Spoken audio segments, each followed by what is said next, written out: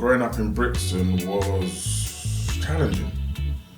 You know, I actually enjoy talking about it because I feel like I graduated. I grew up listening to soundman music and revival music. And then when I started to realise what music was, I started getting into all types of music. So a lot of people don't know, like, I listen to Madonna, or I listen to Nirvana, or I listen to, funny people, because it's who my mum listens to. Who my mum listens to, we all get our backbone from our parents. So my dad listened to a lot of rare groove and revival. So my parents are from Jamaica. They're actually born and bred in England, but they're Jamaican heritage. So it's a lot of Caribbean background, Caribbean upbringing, stuff like that, Sunday dinners, Sunday music. I actually grew up in Kenya, and then I moved to Brixton in my teenage years. Growing up in Brixton was challenging. I actually enjoy talking about it because I feel like I graduated. And when you go to school, you won't think about how school is every day. But when now someone asks you, how was your school days? You start thinking about it, and then you start enjoying the conversations because you start realising, hold on, school was kind of actually good. So it's like that. Brixton was very challenging, but I enjoyed every moment of it because it was survival of the fittest, it was the jungle, it was life. Yeah, so it was hard, but it was worth it. I feel like it come around a couple different times.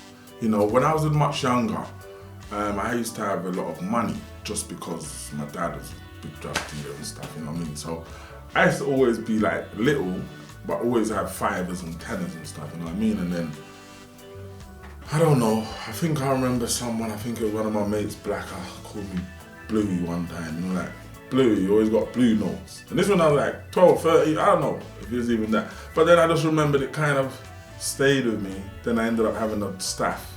I called my staff Blue. And then it was more, when I started shotting, it was more, Blue. Then I done music, then it was Big Bad Blue. And then, just Blue, innit? I don't know. So I can't exactly say, it was on that day that I got named Blue for this reason, you know what I mean? But it came around somehow like that. I remember it like it was yesterday. So I picked up my brethren Declan, aka Logic. I was at Logic's house and I remember it like it was yesterday. He used to have a computer and then I used to go there and he used to rap to the microphone. And so I'm explaining it very blonde because this is how it looked to me at the time. You got a computer, you've got a microphone, you clicked to record and then you ran over here and you started rapping. And I thought, that was kind of flowy. Because I listened to Biggie Smalls and I know what flows are like. So when I listened to him, I thought, that was kind of flowy. Then he said, man's got better tunes. I thought, right, what do you mean you got better tunes? Then he started showing me like loads of songs. I was thinking, why you got so much songs? Why don't everyone hear them? Like, I tell you what, let me just pick my favourite ones and make a mixtape now. And he's like, I was gonna make a mixtape soon still. I'm saying, no, forget the soon thing. You're the artist, let me be the DJ. Let me be DJ like Blue. Because remember, my name was Blue. So I came up listening to like DJ Clue. So this ain't no Khaled, this ain't no K-Slave. I came up with, K-Slave, I came with DJ Clue, K-Slave, Funk Master Flex. I came up, that era. So I wanted to be named DJ Blue, just like DJ Clue. Not even realizing that the two letters before the name Blue is DJ. So in theory, when people say DJ Blue, they're straight away assuming I'm a DJ. Which I later on found out in life, which I didn't want to be a DJ. I'm not a DJ, so talking about booking me and going on radio, and I'm not a DJ, you know what I mean? So exactly how it started was, at that moment, I formulated a mixtape with all Logic songs on it. And then I got on the mic and I was like, DJ Blue, Blue, Blue. Yeah, man, I was like the DJ and I just made that and I went home. And I thought that was dope. And then I had this mad vision. Now, hold on, you just done that. off of a program. Can that program go on my laptop? Because if that program can go on my laptop, I can do what you just done, walking around. And that was it. I can hold my hand on my heart now and say, I physically don't know of any story in America, Jamaica, England, of a person who went around with a laptop and a microphone and headphones and recorded people on the street. Up until today, I haven't heard of that story. So for those of you that don't know my history, when I give them the full talk on that subject, which was, I got the Nuendo, so it wasn't Logic, it wasn't Cubase, it was called Nuendo. I got Nuendo off my friend Logic, put it on the laptop, got a microphone, plugged it in, bam. I started recording everyone who said they can rap. The reason why it worked for me is because I knew so much people. So I was allowed to go in the dark, cruddy areas. I was allowed to link the gangsters. I was allowed to link the sneaky ones. I was allowed to link the rappers, the industry people. I mean, I remember doing a mixtape and having Big Brothers on it. For those of you that don't know Big Brothers was like, this is Big Bro, taking over the show. You know what I'm saying? Big Brothers was on ITV at the time. So imagine having Big Brothers on ITV, but Big Brothers linked me later on and talk about Big Bad Blue, the darkest of the streets, and yeah, I had that permission. Is what I'm trying to say. So it was like, yeah, I enjoyed the beginning stages of music just because of, it was the not knowing. Do you know what I mean? It was, what? You can do that? Yeah, I'm on that. What? Let me try that? Yeah, I'm on that. Let me spend my money? Yeah, I'm on that. And it just kept building from there. You know what I mean? If you understand how I grew up, I had to learn fast. I wasn't a kid. So I was a big man from early. I had to look after things, I had to pay for things, I had to cook things, I had to learn things, you understand? So going out into the world to do music and entertainment, like, to people is like a risk. Risk what? You're not risking your life. You understand? So to me, it was like, no, I can do this. And once I started doing it, I started having this vision. The day I had the maddest vision, and I registered my first company at 21 years old, Industries Entertainment, that's like you now asking me, did you always have the vision, the drive, or the willingness to think that you can go all the way? Yeah, I did, bro. When I registered that company, I probably thought I was going to be the UK Universal. Even right now, there's no one doing what I actually done then. And that's why I feel so confident about it, because the plan was so solid that I can do it again right now. Because even now, there's about 100 things that will help. YouTube, iTunes, Spotify, you know what I mean? These distribution dittos and company. What? Bro, I had to burn CDs in my house. Bro, I had to color in CD covers. I had to put them in myself. I had to drive to shops and give them it for free. And then hope for the next week phone them if you sold any. People don't know about SOR. People don't know about risking your money. People don't know about buying CD burners. Yeah, so yeah, I had the belief from early, bro.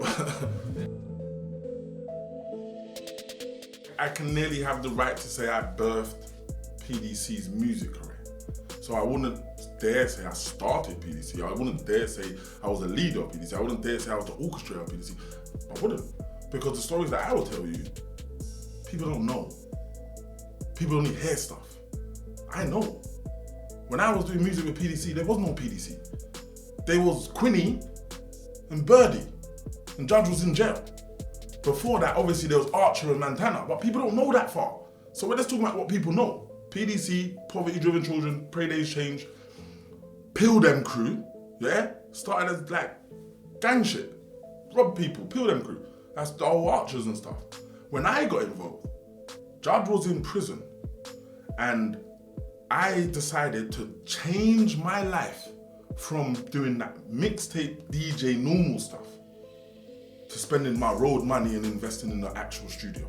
I was probably one of the first people to, not the first, I said one of the first people to invest in a real studio equipment to try and make English beats, blues beats. What people didn't realize, what do you mean beats? Yeah, blues beats, bro, we make our own beats. So in a lot of the DVDs, when you're seeing everybody doing these freestyles, if you listen carefully, if there's beats playing from a car, more time it was my beats. Do you understand what I'm saying? And I can give you so we're gonna stay on this part of the story, but I'm gonna give you another piece of the story which brings together the whole beat situation, PDC situation, and then people who's actually somewhere now. So we carry on the quick PDC story, which is, so when I was doing the laptop, Quinny was one of my best rappers at the time. Quinny, because his little brother was like one of my best friends. So Quinny was one of my best rappers, and then Birdie was one of his best friends. Then all of a sudden, Quinny introduced me to one of his other friends, Nizzy. I'm saying, Nizzy, I know Nizzy. Nizzy used to go to my school. But I didn't know you rap. Right, Nizzy come in, want to rap on my Mob Deep beat. You get me? For those of you that don't know Nizzy's Low C's dad, you get me? Nizzy wanted to rap on Mob Deep beat. I thought, right, Nizzy's got bars. So I put Nizzy on the mixtape, bam. Then moving forward, as I said, I invested in the studio. Started to make English beats. Now this is when it's getting serious. Real rappers are coming to my studio now. All PDC's coming. Bam! Judges on home leave. Yo, bro, what? Go on. Come to my studio straight. You know this is where everyone's been making, all your boys have been making their things, you get me? Judge come, picky Ed, straight from home leave, slapped off 2 things on the camera and on the video. You get me? Judge also was slapping them because, you know, he's fresh home, he's just slapping them. Then he went back. Then he came out. So now I'm gonna give you 2 intricate parts of the story. The one intricate part was where I proper respect Judge. Like proper respect Judge. Proper respect Judge. Because he came home, and he's like me, he's a visionary. So he came home with a plan. Yes, he had inches to his right hand side, but I proper know it was Judge's plan. And I tell man straight off the cuff, I actually asked him before if I'm allowed to say this, and he said, bro, you was there, so you're allowed to say what you want. Cool. So I got called to a meeting. I've come to this meeting, and it's PDC meeting, Judge's home, innit? Boss is home. I like it. Because man don't give Judge his ratings like that. Yeah, Judge come home, the boss is home. I'm saying, cool, I'll come to the meeting, innit? The meeting was serious, fam. Like, who's got guns? Okay, 3 man, what I bet. Okay, who's got guns with bullets? Okay, just 1 man. Okay, cool. So who's the robbers? Okay, so who's got studio? That's my hand. You get me? Who's got beats? That's my hand. You get me? So who's got what? You get me? So when we get the drugs, who's moving them? So when we do this, when we do that, this is what the plan is. We're gonna get these people, we're gonna rob these people, we're gonna take these things, we're gonna spend it in the community, we're gonna make an album, and we're gonna sell the album, and off the money of the album, we're gonna make videos, we're gonna what do you call it, like savage channel you with pure videos, and then get big. That was his plan.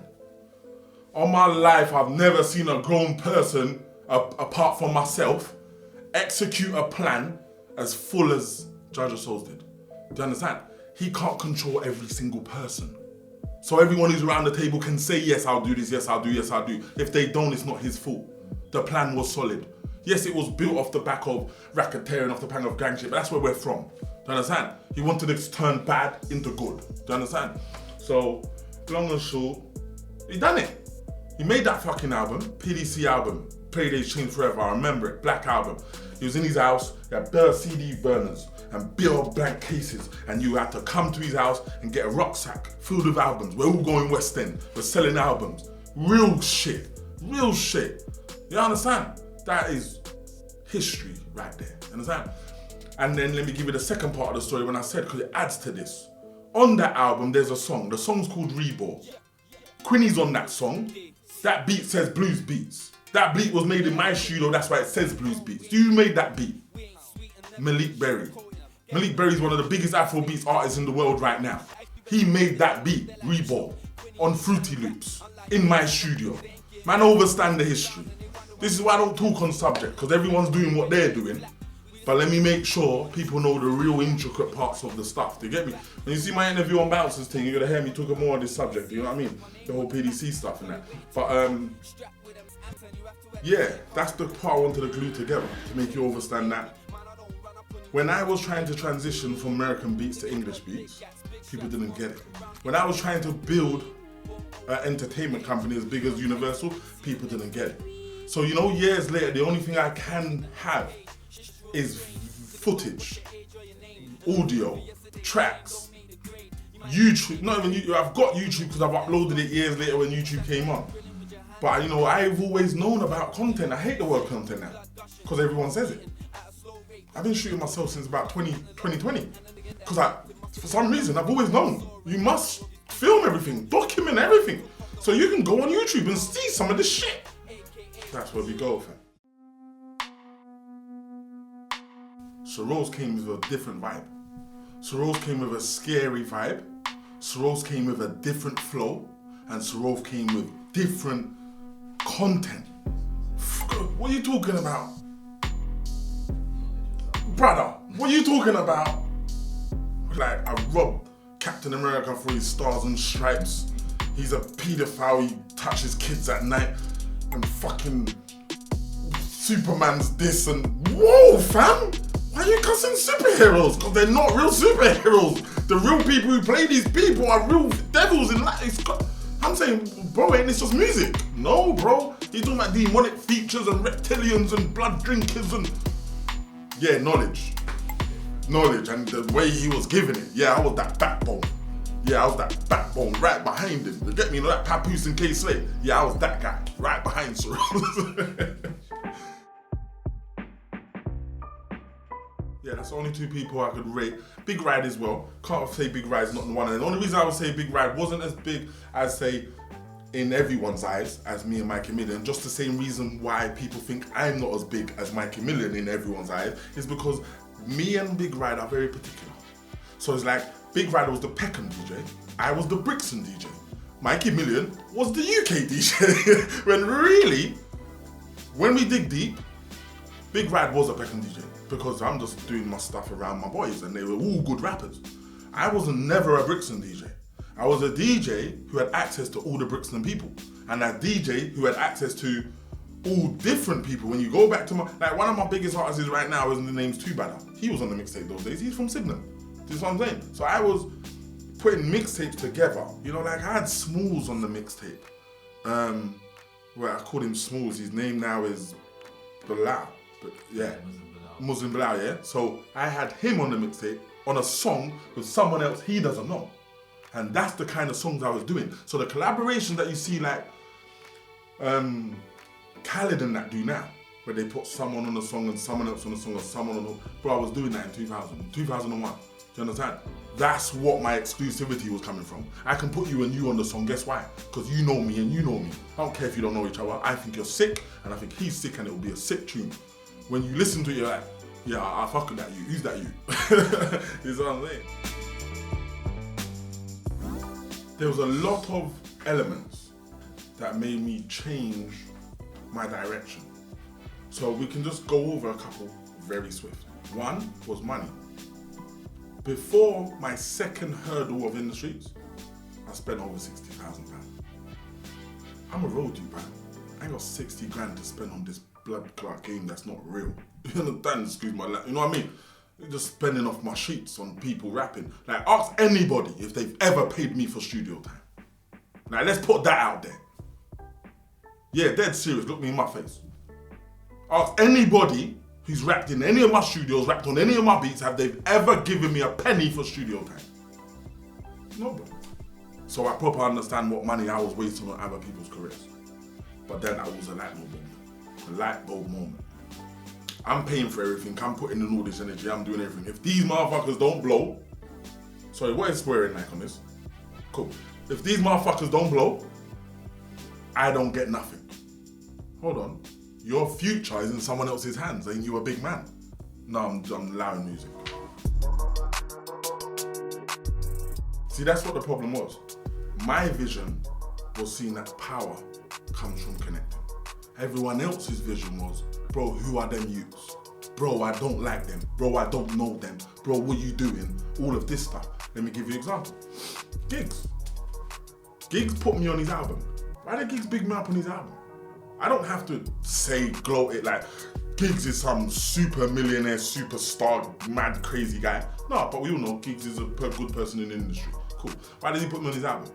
Because back in the days when Colours was hot and Slums was hot, I was fucking with Giggs. Everyone wasn't fucking with Giggs. Hold on. When mixtapes are coming out, ain't no one putting Peckham Boys on their mixtapes. You're from Brixton, fam. What are you trying to do? Yeah, I put Giggs on my mixtape, bro. I risked my life, bro. And when I say I risked my life, I got phone calls, bro. Like, the fuck you doing, dog? Just like years later when I launched Mula Cake, and then I put Giggs on my fucking website, on the front title thing. I got phone calls from real people, my family and cousins and people. Like, well, what's the fuck, bruv? I'm saying, brother, I'm a businessman. And I represent my black people, fam. Man can't keep this ends fighting fuckery going on, fam. Excuse my language, I don't like it, fam. We are all kings, and we all need to, if there's not serious beef, then man, fuck with each other. Because big money can get made. Like now, 20 years later, look what everyone's on. Everyone's pally friend making peas. I watch Mark Zuckerberg. I watch Richard Branson. I watch Gary Vee. This is who I watch. So in those times, when Jay-Z wasn't so reachable and I was watching them. At those times, people were still watching small people. I'm watching the giants, bro. And I want to know how I can do what you're doing, but just on the smaller level. So therefore, the question is, like, how did you know to do t-shirts and stuff? How did you know? Bro, when you watch things properly and you watch artists, label, Rockefeller, Rock Nation, Rockaware, Sean John, Puff Daddy, Sean John Clothing, Sean John Aftershave, Dipset, Scissor, Films. Hold on, this is a pattern. Yeah, that's what I'm on. That's what I'm following. So from early I knew branding, merchandise. So in the same times when we're talking about Judger and PDC and being in prison and no music scene, I was doing two things that the music scene wasn't doing, bro. One of them, I was inviting real gangsters, or should we call them real rude boys, all rappers from all different crews to one location. Playing my beats and everyone spit on my camera. You cannot do that unless you're somebody. And that's the proof in the pudding. It's just simple, just like that. And in these same places where I've done these freestyle videos with all different rappers, I had my clothing on. BBB, t-shirt. You know what I mean? You see Judge when he's showing them BBB, you get me back. There was no clothing them day there. It was so bad, the hats that I had was not snapbacks. There wasn't caps, there wasn't snapbacks, there was some like fisherman hat. Not the fisherman round hat, some cap, but it's a fisherman. So it was a weird hat, but I had in the streets on it and blue on it. I was branding, get me? Yeah, this is 2002. You know what I mean? This is stuff, man, this is stuff. It's brilliant where we're going now, so yeah. I changed the game because when I first came into it, it was hobbies, labels, friends, love for it, all that. No, I'm a big man now. I got a kid or two. I can't remember, 2010? How's my youngest? Is 9, so he wasn't born. My other one's 12. So she was just born. So I had one son and I had a daughter just born in. So I'm saying I ain't got no time for games. I'm saying, no, I've proper got sheets and I'm proper want a building. I'll never forget, I want a building. People saying, what do you mean you want a building? I said, I want a building. I've had a studio. I've had a photo studio. I want a building. I want a building with a photo studio, a rare and a rare and a rare and a rare. People say I'm mad. A couple months later, I got a building. Got a building. And why is it going to be different than it was before? Because it's business now. I don't want no friends. What am I called? A service provider. That's what I am as a business. So, you want a video? We'll shoot it. We'll charge. You want an album cover? Sorry, we'll charge. You want a photo shoot? We'll charge. So, in this headquarters, so that's what I called it, Industries headquarters, I had a green screen, white screen, photography studio, changing room, printing room, 2 offices, a lounge and a hallway. I say a hallway because the hallway was the size of a bloody room, you know what I mean? So I had all of that. I was doing that for like 2 years, paying about £2,000 a month. You know, already that rent equals like what, £54,000? It's simple, 2 years worth of rent, £54,000. So I know I spent over £100 in there easily because we're not talking about the paint, we're not talking about the curves, the cameras, the sofas, the nothing. We're just talking about the rent. £56,000 every single month for 2 years. Being in there, I said I'm going this way. Service, no friends and that. But that's when it got slower because the only people I had connections with was friends, was family, was people I know. But they don't want to pay. I'm saying, listen, give me £1,000, 1,000. I'll give you come in here from the morning and you leave in the night. I'll give you an album, I'll give you a photo shoot, and then we'll send your photos to my designer who's sitting right there. He's gonna design an album cover. while you go downstairs and record the song. Then you come back here up here, then you shoot the video to the song. Then we go around the back and we print you a top to your song, to your clothing line. You leave here with your top, your CD, your video. One day, $1,000. Man said, no, I want to give you 150 for a video. I said, bruh, what I'm supposed to, my editor costs more than 150. Just the man who's gonna edit the video. So how do you want me to pay for things, pay for the overhead, me eat anything, and give you quality? That's why I realized. So after 2 years again, I was just too advanced. And I wasn't just too advanced for the world, because the world's doing music, the world's doing business. I was just too advanced for the South London attitude. And that's what's held me back a lot, the South London attitude, wanting to help my friends, wanting to help my family, wanting to help my black brethren, who just want to take everything as a joke, who just want to take everything for free, who just want to take everything for granted. And it stressed me out again. And obviously after spending £100,000, I started messing with American artists. And that's when I even got big again. And then all the English artists started to be my brethren. I said, oh, I can't stand you lot. Like, I can't stand you lot. Like, I rang over, remember that song? When I feel like money, when I feel like money, attract. Yeah, man. I rang over Man. I rang over J Mills from Young Money, used to be Young Money, the rapper, battle rapper. I rang over Ja Rule, rang over Rick Ross. I rang over all these people to do these things, you know what I mean? And that's when I started getting my recognition. That's when Charlie Top want to be my brethren. DJ Brandy want to be my brethren. How come you don't want to be my brethren now? Because I talk to these guys. I don't like the industry, bro. That's why I've never been in the street. I've been in the streets. Do you see what I'm trying to say, fam? I can't take it, bro. So, yeah. That's even after the second hurdle of in the streets. Yeah, me give up again. Yeah, me done with it again. And I started doing clothing, which probably we'll get into. You get me? It's because I wanted to be the best like my dad at everything we do. But I realized my role model was my dad was a negative role model. So he taught me all the stuff to do, but it was all the negative stuff. So when he says to me, don't have money, have product, he meant drugs. It still counts. Don't have money, have product.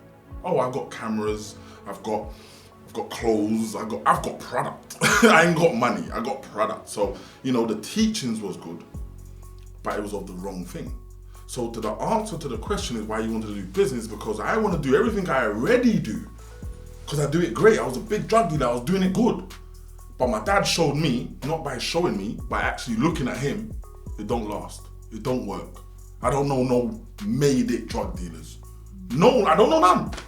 So as soon as I found out that and really sunk it in, yeah, I want to do business. Yeah, fuck that. Business works.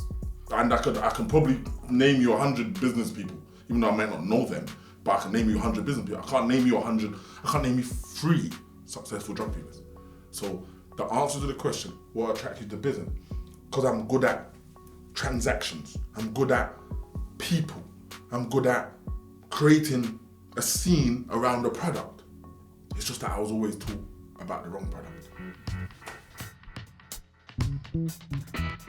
My auntie Tracy, she's like a queen to me. So when I was young, she was the only person I knew with a business. She had a laundry shop, selling underwear and stuff. So when I used to come from school, I used to go to the laundry shop.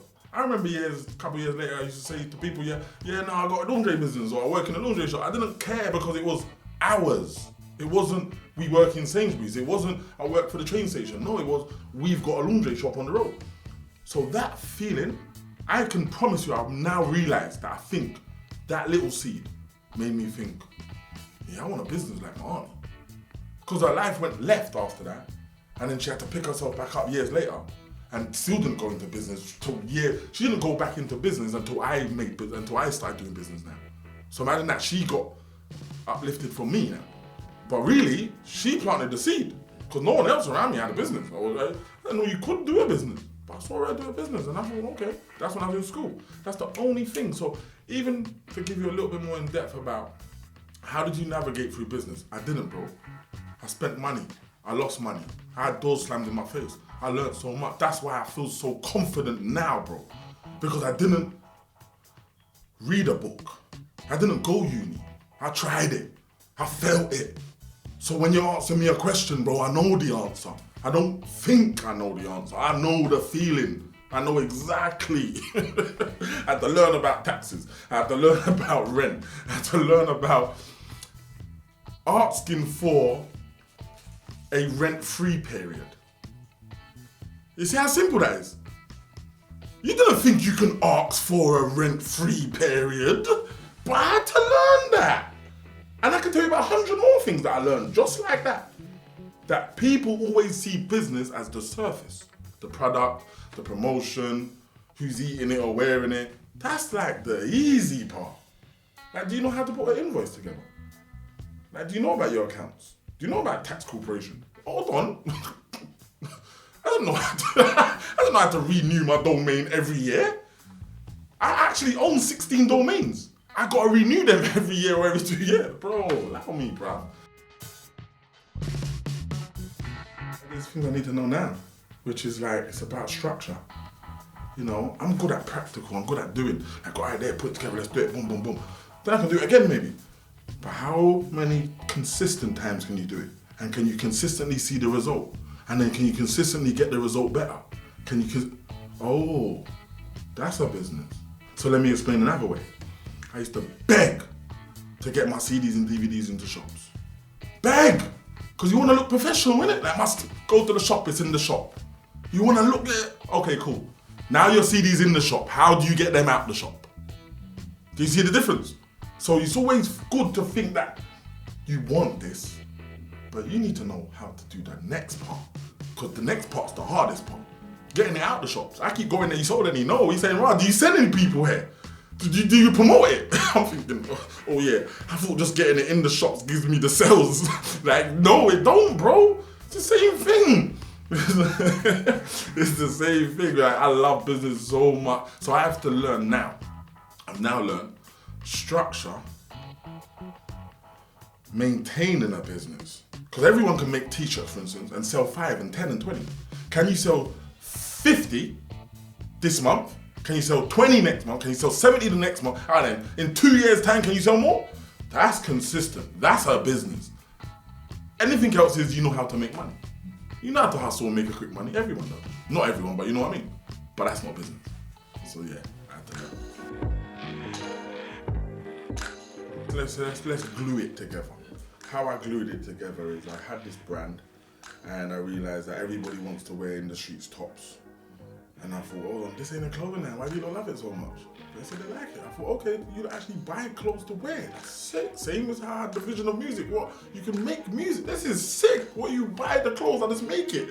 Man, I said, you wait. Because I got this logo and I'm going to make a clothing line soon. I hope you all buy it then, you get me? Quick magic trick that I done was foreseeing that I might not be able to link Rick Ross again. I might not be able to link mine again. But this clothing line's not coming out yet. It didn't actually launch till about 1.5 years later, maybe 2 years later. Yeah, actually 2 years later. But I created a jacket or two and made sure I was wearing it when I was with Rick Ross. So you might go on camera and think, wow, you launched in 2013 though. How come you got a Mula Cake jacket on in 2010? Just because I'm smart. Just because I foresee things. I've never got to link Rick Ross again. But I got a video around when Rick Ross hugged me and we touched each other and I got Mula Cake on it. That's what I'm trying to say, fam. So gluing it together was, I always knew I wanted to do a clothing line after doing in the streets. And then there was the problem when I explained to you about brand affiliation. So the brand affiliation was this, very simple. I made my Brixton boys, I won't name names, I made my Brixton boys wear my clothing line in a music video. The reason why the music video got so big and got so seen was because the person in the music video was a very new at the time, El Mino, shoot a video using a red cam. I probably was the first one to put a red cam in his hand. Use a red cam, so it was all new technology, and we shot this video, but in the video, everyone was in the video in the streets clothing. What happened was, I got messages from West London talking about, yeah man, not wearing in the streets no more. Huh? What do you mean? No, that's a Brixton thing, and it's them man there's brand, and it's them man. Whoa, hold on. No, it's not. Wait a minute. Hold on. It's not theirs, it's mine. No, fuck that man. I'm not wearing that when them man there wear. I thought, oh my gosh. I don't want no one wearing my clothes no more. Is this what happens? What's wrong with the street shit? Well, if these people wear it, you don't wear it. And if you wear it, they don't wear it. No, I'm not on this. So I then knew, this is how we're gluing it. I then knew Now, when I launch Mula Cake, I'm giving it to the people, not rappers, not street people, not affiliated people, just people. So I then launched Mula Cake in Brick Lane, not in Brixton, in Brick Lane, home of fashion. So it was for the public. You know, we had Tiny Temper down there, Reggie Yates, Skepta, we had Jammer, we had Sneak Bowl, we had a lot of people came down over the 5 days. We launched in Brick Lane. And then I done like, you know, about 86 pop-up shops in a year and a half, which if you calculate that, that's about just over one a week. Do you know what I mean? Yeah, so it was very grindy. I was grinding hard. You know what I mean? We done a lot of pop-up shops, and that's how we got a lot of clothing out to the masses. So instead of having the clothing to the celebrities, we have the clothing out to the masses, because I already established that publicity wins. So it's about how much people are wearing your clothes, not who is wearing your clothes. It's how much people. So you can have this celebrity, that celebrity, a little more, hoping that because they wear it, people will buy it. No, I go to a pop-up shop every week and actually sell more than 15 t-shirts, or jumpers, or hats, or wear. So far as I'm concerned, what I'm explaining to you is every single distributed 20 products, meaning there's 20 Mula Cake items in the world somewhere every week. When you calculate that and you realize how much product you go through, you realize why at one stage in life you walked around and thought, Mula Cake, bro, Mula Cake, bro, what the fuck? Why is Mula Cake everywhere? What's this Mula Cake thing? Where'd you get it from? Where is it?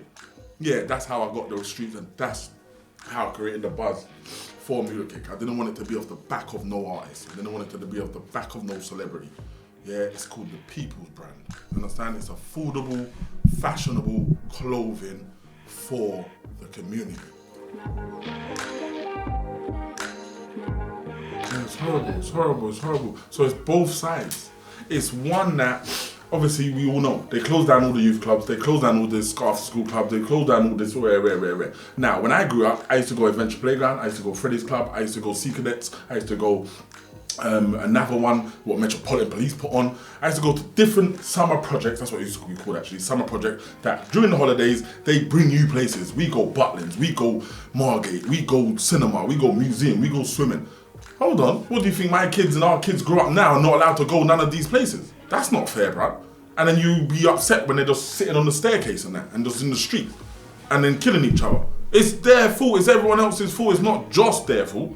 So far as I'm concerned, that's 50% of why I'm doing what I'm doing. The other 50% is that I grew up not knowing how to do business. I grew up not knowing I can be independent. I grew up not knowing I'm allowed to be independent. I'm allowed to try shit.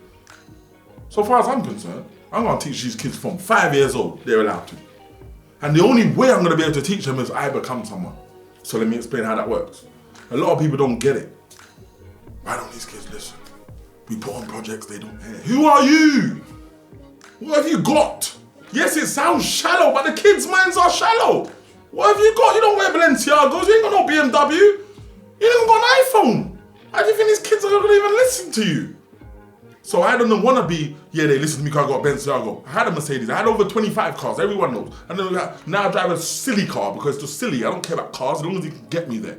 So it was, I don't want the kids to look up to me because I'm the biggest drug dealer. I've been there. I don't want the kids to look up to me, my name's Big Bad Blue. No, my name's not Big Bad Blue, my name's Dexter Sims. I don't want the kids to look up to me because I'm a gangster. No, listen, look up to me because I can give you hope. Look up to me because I can show you how to do stuff that you might want to do that no one else can show you. I want to give you the opportunity to enlighten you of the opportunities that are in life, because people didn't show me that there was opportunities. We grew up thinking it's drug dealing or 9 to 5 and not normal 9 to 5. We're talking Iceland or Sainsbury's or normal stuff. There was none of these snazzy jobs.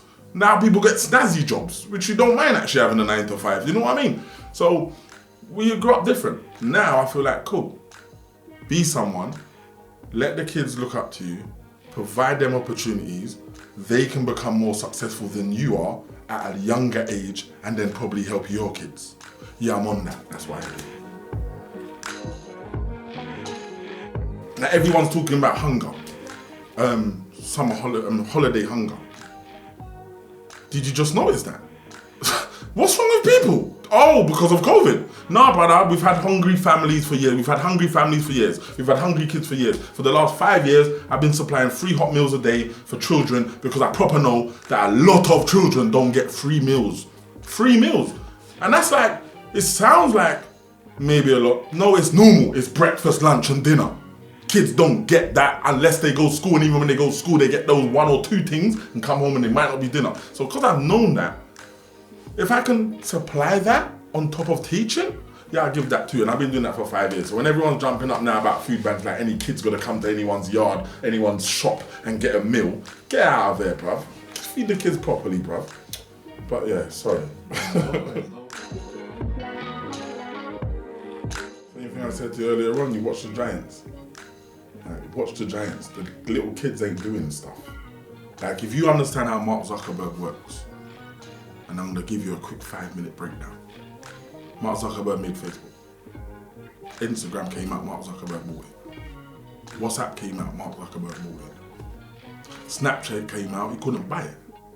He said, cool, what do you do? Why do you get people on your thing? Oh, it disappears in 24 hours. Alright, cool. I made Instagram stories. Disappears in 24 hours. Cool.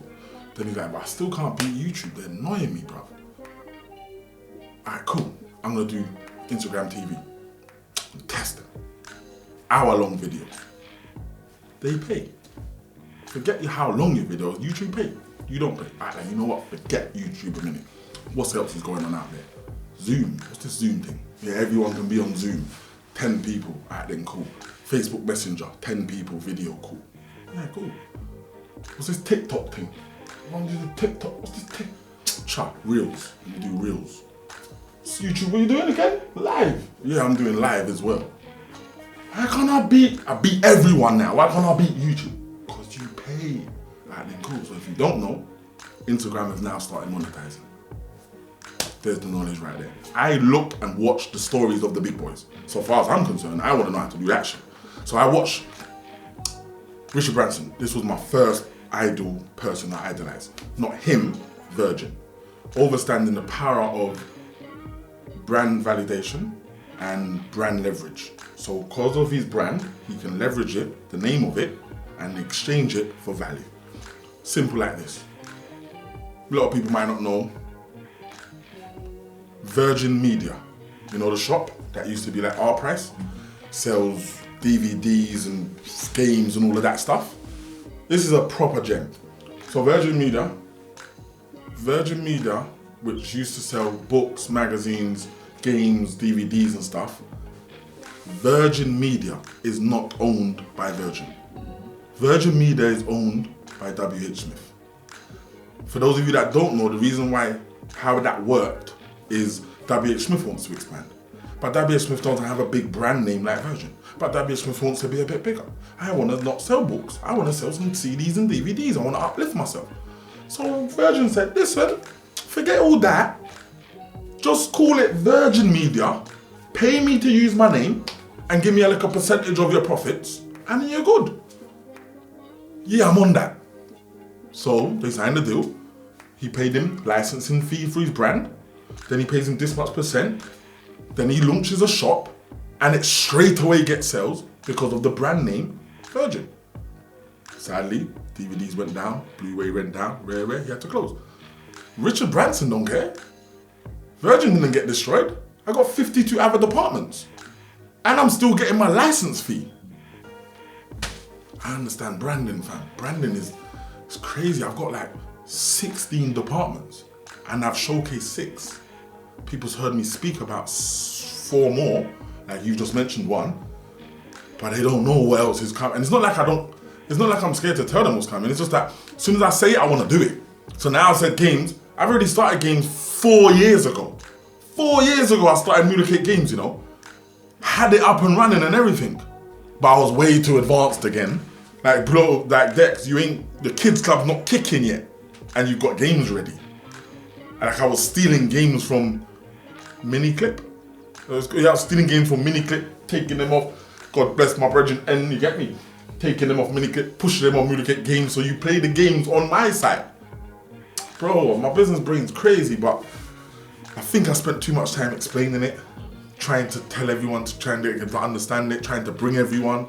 Instead of structuring it with strangers, making it big, and then you get in it by having value or paying your way in or getting a job. Ain't no bringing no more, fam. It's business is business. That's what I'm saying. So my problem's been that I've reached my goals. So my goals have to be massive now. Because I ain't trying to just, even though I would say to people, always make small goals. Because it gives you a sense of satisfaction. Like you've reached it, yes, I feel good. Whereas if you always make big ones and you never reach it, you're always feeling like you're failing. So my big goal is all these big things. My little goals is making sure my kids have manners, making sure my kids, are presented well, or they have knowledge, or my company does this, or we turn over this much. Little targets. I want to be free, bro. I want to be free. You see that thing about feeling like you have to? I get it, because I don't want to feel like I have to. But there's some times in life when you have to do something to get what you actually want. So you have to do. You know what I mean? Those of you that don't know, we've got a Mula Cake hub on London Road. That is 7 Brigstock Parade, CR7 7HW. Check out our clothing line online, mulacake.com. Book your kids into our children's holiday club. So let me get this out clearly so you lot can understand what a holiday club actually is and what we offer. So for one, our children's holiday club are for ages 5 to 12 years old, just before you hit teenager, and it is free. You hear that part? It's free. So it's free to register, it's free to enter. If you wish to obtain a care package, which is just £10, what you will receive, usually when it's more than a week, more than a day, is each week it will be £10 for a care package. What you will receive in a care package is about £25 worth of food shopping, so already that's your money's worth. But you'd also receive stuff like a football, a pencil case, colouring pencils, baking equipment, so Charge can do baking. The stuff that they're gonna need to do the workshops within our holiday club, they'll get given those stuff. If you want any more information on how to get onto my entrepreneurial programs or my assets and income programs, you can contact me at dexter@mulacake.com or go to my actual own website, dextersims.com. Anything else you want to know, just type in my name, Dexter Sims, on Google, or type in Mula Cake. Bob's your uncle. God bless.